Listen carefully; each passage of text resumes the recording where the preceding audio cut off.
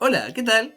¿Te ha pasado que cada vez que hablas con alguien de One Piece, en el momento en que lo recomiendas o preguntas si lo vieron, te responden con un categórico "es demasiado largo" o "en One Piece no muere nadie"? Podría pasarme este video completo argumentando porque creo que esto es falso, pero no lo necesito, ya que los primeros 5 segundos de One Piece son literalmente una ejecución en vivo. Pero entiendo a lo que se refiere la idea. Y me puse a pensar sobre el tema de las muertes en One Piece. Y quiero hablarte hoy porque creo que por un lado son una de las mejores cosas que le ha pasado a la obra, pero al mismo tiempo una de las peores, al punto de poner en duda la calidad de las buenas cosas. Shit, ¿en qué me estoy metiendo? Así que busca algo para picotear, acomódate, porque hoy te voy a hablar sobre One Piece y las muertes, lo peor y lo mejor. La muerte en One Piece es un tema súper interesante. Primero, porque la muerte afecta a personajes, no personas, por lo que hay una pérdida que tiene doble capa. El personaje deja de existir para otros personajes que lo quieren, lo odian o lo ignoran, y por otro lado, en el mundo real, sigue existiendo, ya que lo podemos ver a ver mil veces más, pero ya no existe en relación al mundo que ese espectador tanto quiere o ama. Esa ausencia y presencia hace que la muerte sea significativa o no. Por otro lado, es una historia con un foco adolescente, que terminó gustando a todas las edades, porque One Piece tiene por verdadero propósito entretener. Y entonces, ¿la entretención va de la mano con la muerte? Ahora, de esta idea sale otra pregunta. ¿Por qué son importantes las muertes en las historias?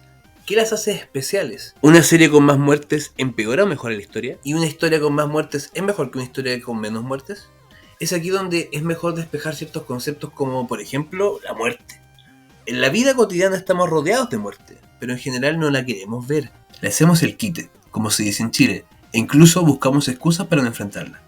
Esto se traspasa a la pantalla cuando una historia nos gusta mucho, o incluso hacemos teorías sobre si ese personaje sigue vivo. De esto la comunidad de One Piece sabe. O no querer ver la escena cuando ese personaje muere, lo que encuentro una falta de respeto. Entonces nos encontramos con la respuesta que la muerte es un tema esquivo en la vida, ¿cierto? Pues no tanto, más bien depende. Cuando la falta de esa persona impacta en el corazón, en la fibra de otra persona, creando memoria, es difícil hacerle el quite o evitarlo. Cuando un personaje muy querido muere, ese recuerdo se hace fuerte con el tiempo. La ausencia crea una presencia en un recuerdo duradero, que hace significativo todo el futuro. La muerte es como resguardar el pasado, para vivir un futuro más próspero. Entonces la muerte importa cuando el que se va importa.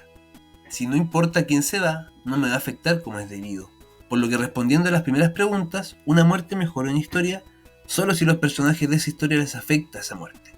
Y si a mí me importan esos personajes. Por lo que más muerte en una historia no la mejora necesariamente. Como dije, una historia de ficción tiene un contexto particular, porque hay pérdida en dos bandas, la realidad ficticia y nuestra realidad, que muchas veces se mezcla. El contexto de One Piece es particular, porque se ha desarrollado por décadas y ha tenido que sustentar una trama junto con la tensión dramática que eso conlleva, tener comprometidos a los espectadores por años y sumar nuevos adeptos. Tarea peludísima, o sea, muy difícil. Por lo mismo, al llevar años, muchos que hemos visto las series desde un principio, tiempo a tiempo, hemos perdido esa relación con la historia, como lo que llamamos tensión. No solo el saber qué va a pasar, sino que saber que un personaje que viste por muerto en pantalla, si no lo ves en un funeral, quemado, en una escena desde el cielo como un fantasma, ese personaje sigue vivo, por alguna razón.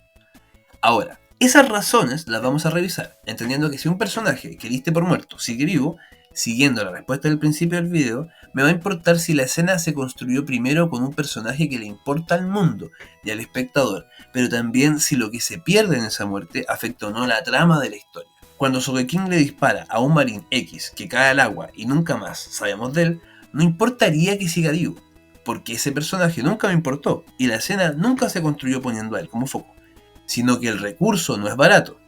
No utiliza nuestra emoción y compromiso para luego reutilizarlo para que su historia siga adelante. Antes de seguir, recuerda suscribirte, me ayudas mucho a crecer y que comentes todo lo bueno y lo malo del video y de One Piece.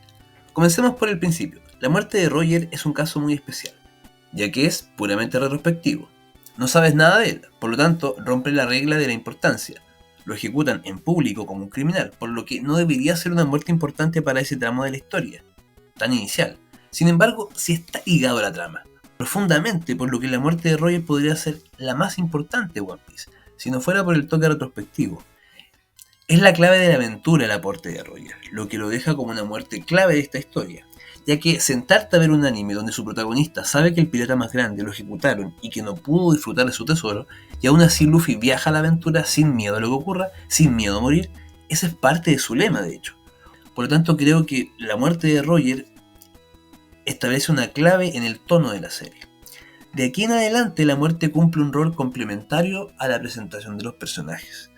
Todo lo que hemos visto en One Piece lo hemos disfrutado por su humor, pero también por su emoción, y sabemos los pasados trágicos que de cada uno de los miembros, y la muerte está aquí para esto, con esa función, impulsar a cada miembro del equipo. Es aquí donde la madre de Usopp, la historia de Zeph, Quina, la muerte de Vermeer, Franky su maestro, Chopper y Hairiru, Robin y O'Hara, Brooks y su tripulación. Es a través de estas historias clave donde la muerte puede llegar a ser considerada algo que Oda quizás sabe lidiar muy bien en temas principales, pero a nivel complementario y secundario no sabe lidiar muy bien. Y queda en un no sé. Un caso que recuerdo me llamó la atención fue la supuesta muerte de Mary. Y no me refiero al barco, que lo hablaremos después, en relación a lo positivo. Esta muerte, que parecía muy muerte, pero no lo fue. La muerte de Mary. La razón, simple. ¿Quién iba a cuidar a Kaya cuando la historia continuara? Este caso, más que muerte falsa, es falsa muerte. Y me refiero a que a pesar de que Kuro ataca a matar, no era viable narrativamente que Mary no estuviera. Además estaba el barco esperando y la explicación e introducción son más que necesarios. Por lo tanto esta muerte es muy meh. La de Quina más aún, ya que no contenerse con ser meme mundial, con la muerte de la silla crea tensión narrativa e impulsa a Zoro, pero es una muerte muy rara y muy extraña y demasiado abierta, generando la posibilidad de que Quina podría aparecer en cualquier momento. Si avanzamos un poco más, nos encontramos con una de las muertes más polémicas, desde mucho tiempo. Pell. Pell considero que es la peor muerte de One Piece, antes de Wano. Creo que con Pell ocurren las dos leyes, me hicieron que me importara, salvó a Luffy y es especial para Vivi. Y además le diste una muerte como los dioses, espectacular. La justificación no hay, Vivi tiene más sirvientes, no necesita Pell. A menos que ahora, con las revelaciones de Oda del 2025, Pell podría ser una reencarnación de un del siglo vacío que ahora va a salvar el mundo. No lo aceptaría. Lo de Pell es el primer gran error, donde no saber manejar sus muertes secundarias, no flashback, terminan siendo un gran problema a largo plazo. Y ese gran problema consiste en utilizar la atención en una escena para hacer sentir cosas, evocar emociones, a partir de un gran sacrificio, que sí te afecta en lo personal y no quieres que ocurra. Lo hermoso de la vida y la importancia de la muerte es que a diferencia de los mangas, los libros o series, nadie controla todo como un juego, y las cosas que no queremos que pasen, pasan. La muerte es un vínculo con la realidad. Cuando un personaje muere, muere una parte de ti, un vínculo con la realidad del mundo ficticio que amas. Esa virtud de la muerte se pierde si el espectador cada vez que ve tu obra evita sentir cuando ve una posible muerte. Si tu intención como autor es hacer sentir, cumple con las etapas del sentir, como también lo es la pérdida. Podría nombrar muchas muertes que caen en el efecto Pell. Una de ellas es la no muerte de Pagaya, el papá de Konis en la saga Skypiea. Una de las cosas que me raya de esta muerte es cómo se repite el modelo del caso de Pell. Un personaje secundario importante para conocer el lore del nuevo arco y para generarnos una importancia al nuevo mundo que estamos por conocer, y que se sacrifica consciente para salvar a la nueva generación, ya que es su deber como padre. Casi exacto que la situación de Pell. Pero cabras y cabros, esto es peor, porque me utiliza la escala de poder de Enel gradualmente para llegar a la escena con Pagaya, electrificando a diferentes personajes para demostrar los efectos de ese poder en personajes resistentes. Estamos hablando de Usopp que le rompen la nariz, el cuello, los brazos y se recupera al rato. Luego electrifican a Sanji dejándolo incapacitado por un buen rato también. Para luego que Pagaya salve a Connie y resiste un rayo de Enel a quemarropa. Siendo un anciano es ridículo. Además la forma en que regresa es una falta de respeto para el espectador. Lo hace de forma graciosa como si nada hubiese pasado y nosotros nos comimos el dolor de Connie.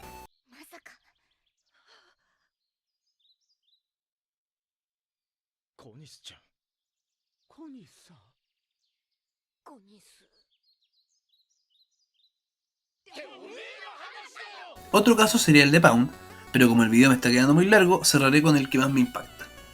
Kinemon. Todos entendemos que un autor se vincula con su obra de forma emocional.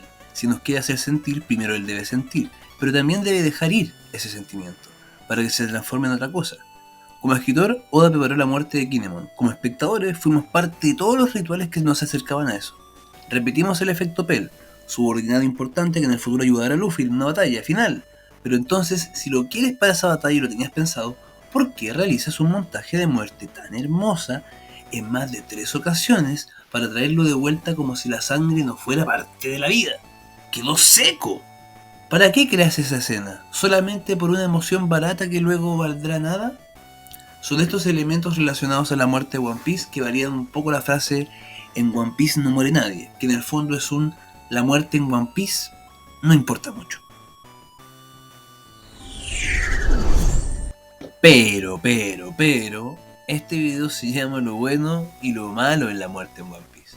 Y a pesar de que las falsas muertes en personajes secundarios son una tendencia en la escritura de Oda, la muerte es más que una decisión. Pensar la muerte en el fondo es pensar la vida y cuestionarla desde la ausencia.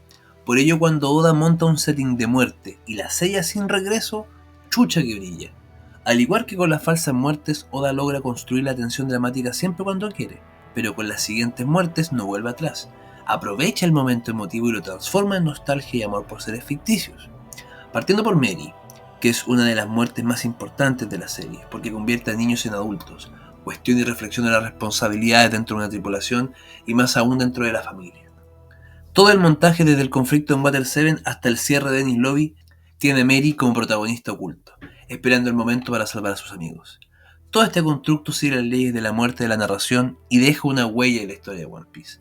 A su vez, la muerte de Ace es un antes y un después en el desarrollo de Luffy, por muy polémico que haya sido, era un hito y en la línea de tiempo de la historia que necesitaba pasar. Esta pérdida cumple justamente con esta virtud de la muerte. Crear un recuerdo futuro, crear una fortaleza en la memoria del presente del personaje, para que esa pérdida del personaje, que ya no existe, alimente y nutra al protagonista que sigue vivo. Y por último, y no menos importante, Barba Blanca, la caída del pirata más fuerte del mundo, la forma en que su pasado y presente y futuro colisionan con una guerra total por la recuperación de su hijo. La voluntad heredada. Es esta justamente la virtud de la muerte de One Piece.